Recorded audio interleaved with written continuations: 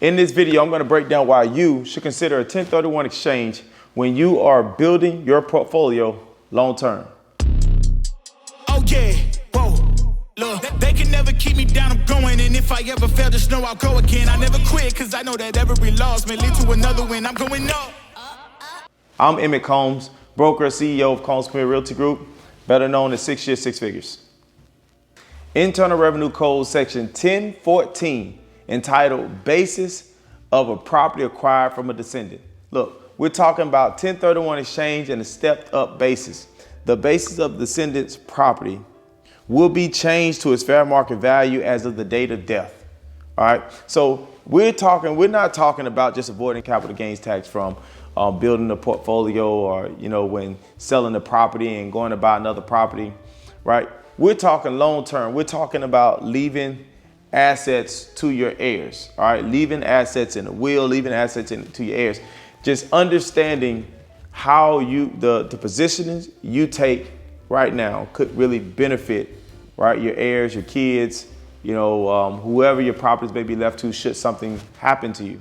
All right, let's say you bought your first property when you was 21 years old. All right, the property you paid $120,000 for the property.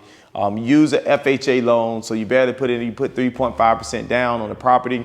You kept the property for 7 years. It's a townhouse. Let's say it's a townhouse. You end up selling the house 7 years later for $300,000. All right, and this is a realistic scenario. So now you have over $200,000 in equity in the property.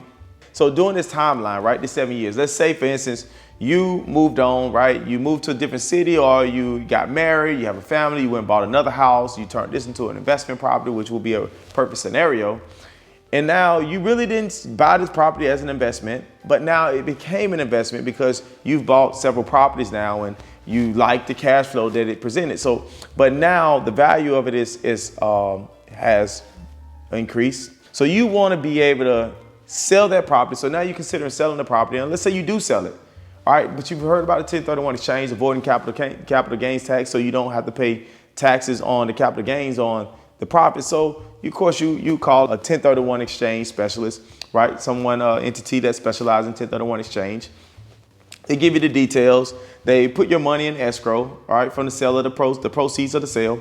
You go and acquire a single family home now worth $400,000. This property, let's say, it's now appreciating a whole lot faster. You got good cash flow on it. You put the whole $200,000 down on it. And now, 3 years later, you turn around and you sell that same property for $600,000. So now you move $200,000 originally with the 1031 exchange. Now you're going to acquire multifamily, right? Let's say a 6-unit or 8-unit property for $1 million. And now you have $400,000 in equity. All right. You take that equity and you put that into your multifamily unit. Now you paid $1 million for this multifamily unit. It's 10 years later from when you originally bought that townhouse that you've been moving this equity along, and you haven't paid any taxes, no capital gains tax on it as of yet. Unfortunately, something happens to you. All right. You just acquired this multi-unit for $1 million. You put the $400,000 in there. So there's $400,000 in equity. All right. This property now goes to your heir. So maybe your son or your daughter, they now take ownership of the property. And upon taking ownership, all right, you bought the property for $1 million. Upon taking ownership, this property is now worth 1.2. So it's worth 1.2 when you actually passed away, all right, on the date that the descendants received, or the date that they received the property, 1.2 million. So with the stepped up basis in the 1031 exchange, what it does is that now that the date that your heirs take possession of your property, right, now that you've been deceased, that fair market value on the date of death becomes the cost basis for your heir who now acquired this property. So now they just acquired a property for 1.2 million. Maybe a year later, they decide that they want to sell this property, right? And now the value is worth, 1.3 million. So it's acquired $100,000 in equity since they acquired it. But now when they sell this property, all right, let's say they don't want to use the 1031 exchange. They just want to liquidate and take the cash. All right, fair enough. It may not be the best decision, but fair enough. But when they acquired the property, it was worth 1.2 million. See, with the stepped up basis, within the 1031 exchange, this is the true benefit. Instead of them paying capital gains tax on the full, let's say we started at 200, 400, at 1 million, now it's going up to 1.3. Instead of paying capital gains tax on $700,000, that's from the original 1031 exchange and moving the equity over, they're only going to pay capital gains tax on the 100,000 from the 1.2 to 1.3 minus whatever expenses they're at closing, right? So they're only going to pay capital gains tax on that extra 100,000 that the property value grew from when the time they acquired it to the time they sold it, right? This is a huge savings to your heirs. And so I just want you guys to consider or just think about it, long term, because a lot of times we make short-term decisions, not really thinking about things beyond we want to avoid paying capital gains tax or, but let's think long term. And the positions that we can take right now that can help our family in the future, all right, save a lot of money within our family tree.